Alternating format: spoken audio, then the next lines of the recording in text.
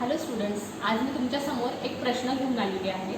आपण जे दैनंदिन जीवनामध्ये जे काही मटेरियल्स किंवा जे पदार्थ वापरतो तर त्याच्यामधून करंट पास होतो की नाही। तर ते पदार्थ म्हणजे जसं की तुम्ही रबर, सिस पेन्सिल किंवा लाकूड हे जे पदार्थ वापरत असाल तर त्याच्यामधून करंट पास होतो की नाही, हा माझा प्रश्न आहे। तर ह्याच्यासाठी मी एक तुम्हाला डेफिनेशन सांगते की ज्या पदार्थामधून करंट पास होतो त्यालाच आपण विद्युतचे सुवाहक असं म्हणतो, त्यालाच इंग्लिशमध्ये कंडक्टर असं बोललं जातं। आणि ज्या पदार्थामधून करंट पास होत नाही त्यालाच आपण विद्युतचे दुर्वाहक म्हणजेच इन्सुलेटर असं म्हणतो।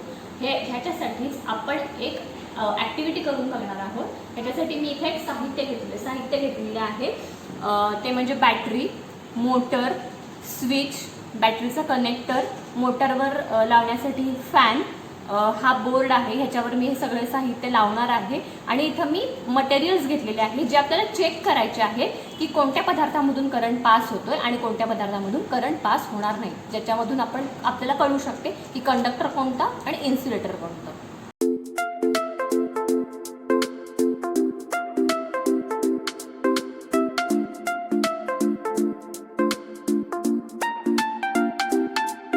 साहित्य जोडल्यानंतर आपल्याला असं दिसेल। आता हे कनेक्शन्स कसे केलेत हे मी तुम्हाला सांगते। बॅटरीचं जे पॉझिटिव्ह टर्मिनल आहे ते आपण मोटारच्या एका वायरला जोडलेलं आहे। त्याच्यानंतर मोटरची जी दुसरी वायर आहे ती आपण स्विचच्या एका टोकाला जोडलेली आहे। त्याच्यानंतर हे जे दोन मेटल रॉड्स आहेत त्याच्यामधून देखील आपण वायर काढलेले आहे आणि त्याच्यामधून एक जी वायर निघालेली आहे ती आपण स्विचच्या दुसऱ्या टोकाला जोडलेली आहे। आणि ह्या मेटलची जी मेटल रॉडला जी आपण वायर जोडलेली आहे ती आपण बॅटरीच्या निगेटिव्ह टर्मिनलला जोडलेली आहे। अशा प्रकारे आपण हे क्लोज्ड लूप कनेक्शन्स ह्याच्यामध्ये केलेले आहेत। या सर्किटमध्ये जरी आपण कनेक्शन्स केली असली तरी आपल्याला असं दिसतं आहे की हा मोटरला जो फॅन लावलेला आहे तो फॅन फिरत नाही आहे। का बरं फिरत नाही आहे? कारण हे जे दोन मेटल रॉड्स आहेत त्याच्यामध्ये आपल्याला गॅप दिसतोय। तर आपण ह्याच्यामध्ये ह्या दोन मेटल रॉडच्या मध्ये असं मटेरियल लावू शकतो की ज्याच्यामधून करंट पास होईल। आता मी इथे वेगवेगळी मटेरियल्स घेतलेली आहे आणि ती मटेरियल्स मी ह्या दोन रॉड्सच्या मध्ये ठेवणार आहे। आणि ज्या मटेरियलमधून करंट पास होईल ते मटेरियल म्हणजे कंडक्टर असेल आणि ज्याच्यातून करंट पास होणार नाही ते म्हणजे इन्सुलेटर असेल। आता इथं मी पहिल्यांदा क्रेयॉन घेतलेला आहे, तुम्ही सगळ्यांनी वापरत असाल हे सगळं क्रेयॉन तुम्ही। आता मी ह्याच्यामध्ये ह्या दोन मेटल रॉडच्या मध्ये ठेवलेला आहे, पण आता तुम्ही बघू शकत असाल तर हा फॅन फिरतच नाही आहे, म्हणजेच हे सर्किट पूर्ण झालेलं नाही आहे आणि ह्या क्रेयॉन्समधून करंट पास होत नाही।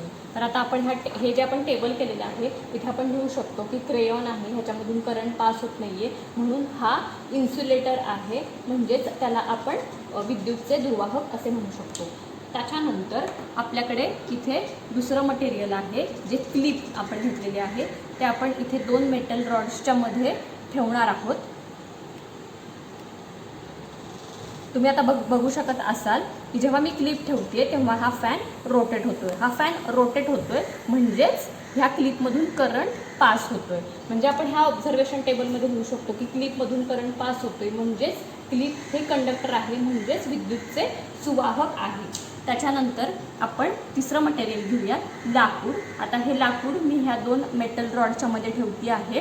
आता तुम्ही बघू शकत असाल की म्हणजे हा जो फॅन आहे तो फिरत नाही आहे, त्याच्यामुळे इथं मी टिक करते आहे की करंट पास होत नाही आहे, म्हणजेच हा इन्सुलेटर आहे। त्याच्यानंतर पुढची गोष्ट आहे, मी इरेझर घेतलेला आहे। इरेझर देखील मी ह्या दोन मेटल रॉडच्या मध्ये ठेवलेला आहे, पण म्हणजे करंट पास होत नाही आहे त्याच्यामुळे हा फॅन फिरत नाही आहे। त्याच्यामुळे मी ह्या टेबलमध्ये लिहिते आहे की इरेझरमधून करंट पास होत नाही आहे, त्यामुळे हा इन्सुलेटर आहे। त्याच्यानंतर पुढचं मटेरियल माझ्याकडे आहे ते मी कॉपरची एक रॉड घेतलेला आहे। आता तुम्ही आपल्याला दिसतं आहे की हा फॅन आहे तो फिरतोय, म्हणजे सर्किट पूर्ण झालेला आहे आणि करंट पास झालेला आहे। त्याच्यामुळे आपण म्हणू शकतो की ह्याच्यामधून करंट पास झालेला आहे, ह्या कॉपरमधून। कॉपर हा कंडक्टर आहे। त्याच्यानंतर कार्डबोर्ड मी घेतलेला आहे, कार्डबोर्ड ठेवल्यावर देखील फॅन फिरत नाही आहे, त्याच्यामुळे ह्याच्यामधून करंट पास होत नाही आहे, हा आहे इन्सुलेटर।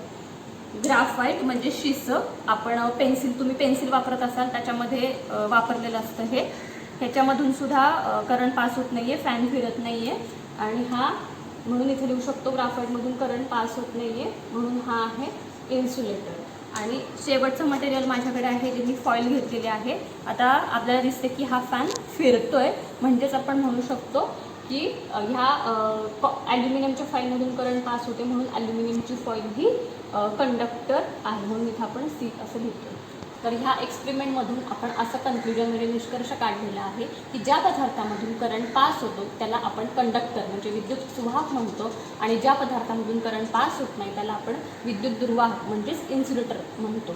त्यामुळे आपण जे 8 पदार्थ घेतले होते त्याच्यापैकी क्लिप, ॲल्युमिनियम फॉईल आणि कॉपर हे कंडक्टर आहेत, आणि क्रेयॉन, लाकूड, इरेझर, ग्राफाईट म्हणजे शिसे हे इन्सुलेटर आहे. थँक्यू.